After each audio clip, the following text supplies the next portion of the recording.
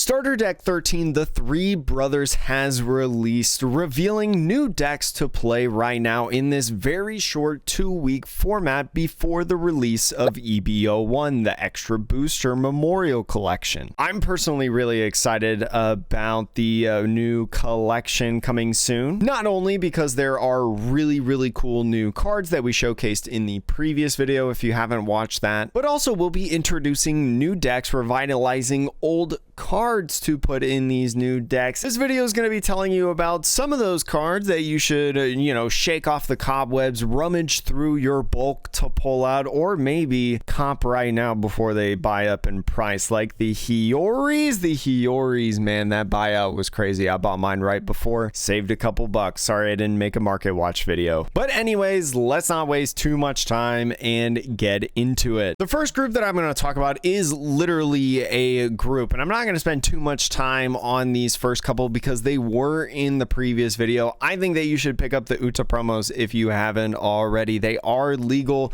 in the US outside of Japan for competition, and I'm convinced that they're at least good. And look at the prices on these in USD. These are so cheap right now. You should be able to get them. I highly recommend it, especially because you can get a lot of these for just like $1. You could probably buy them in bulk from a single seller to get your playset. I mean, you don't even need to buy New Genesis, Backlights, or I'm Invincibles because they already have like regular versions. If you're not a max rarity, quote unquote, kind of person, you just need to buy these four right here to have play sets essentially. The next group that we've got in here is the Baroque Works as part of the purple yellow croc that I showcased in the last video. So again, I won't spend too much time on this. The blast breaths, I know some people have been using them in Reju's off and on, some of those Reju Vinsmoke decks. So if you weren't using them before, maybe want to get them out of your starter deck 4 cards now. But the other ones, your Baroque Works, a lot of OP04, OP05 stuff to pull out of the bin here. These kind of 5 cards right here, pretty nice. I know these crocs are like $1 each, right? And the Missile Sundays are pretty cheap as well. So pretty good stuff if you want to be able to play the purple yellow croc deck, which again, I highly encourage that you watch the video that I posted if you haven't already. And I know like Kardi Kaizoku has made some videos too. It's just such a fun deck. Now going into some of the more new stuff, especially because Red Purple Law is debatably going to be the best deck in format, competing alongside Sakazuki for that top spot.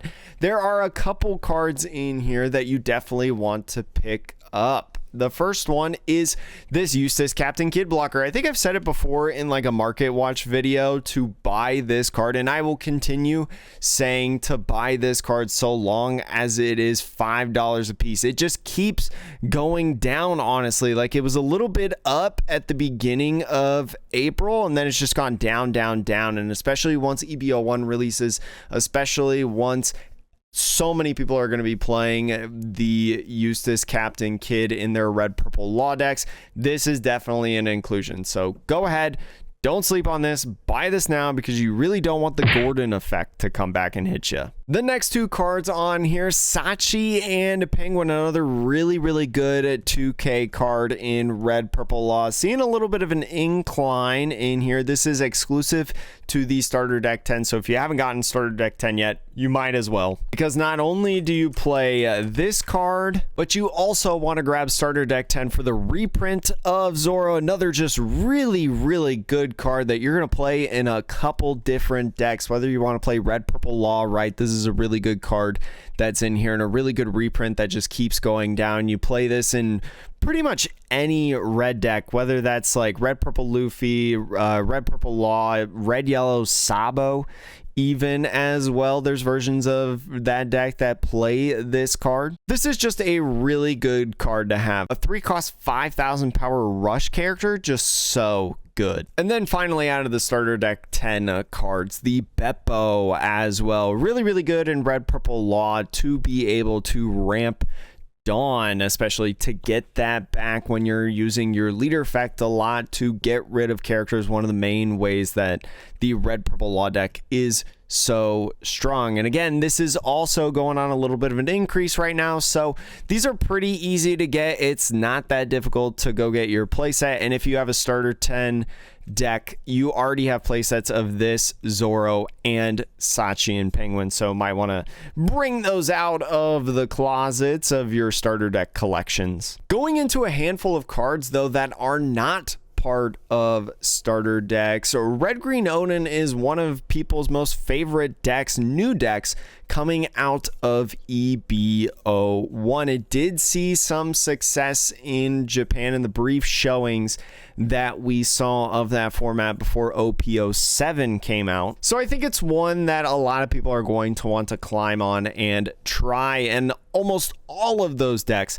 play this OP02 SR Kozuki Odin, especially because it's been on the decline. It is half the price that it was almost 2 months ago, about a month and a half ago at this time. You can pick up a playset pretty easily from TCG Player right now to be able to get this, because I think lists are at least playing 2 of these Odin cards that I've seen off of OnePieceTopDecks.com. I've seen as many as 4 on here, and honestly, I would just get them now if you haven't already. And also, to be honest, this is the superior art. I actually think that this is way better than the alternate art version. No knocks to the alternate art version. I think that this just goes insanely hard for a regular rare SR. Absolutely, really good. Now, this card specifically, this rare, isn't necessarily like dusting off the cobwebs kind of thing, because I know some of the more Land of Wano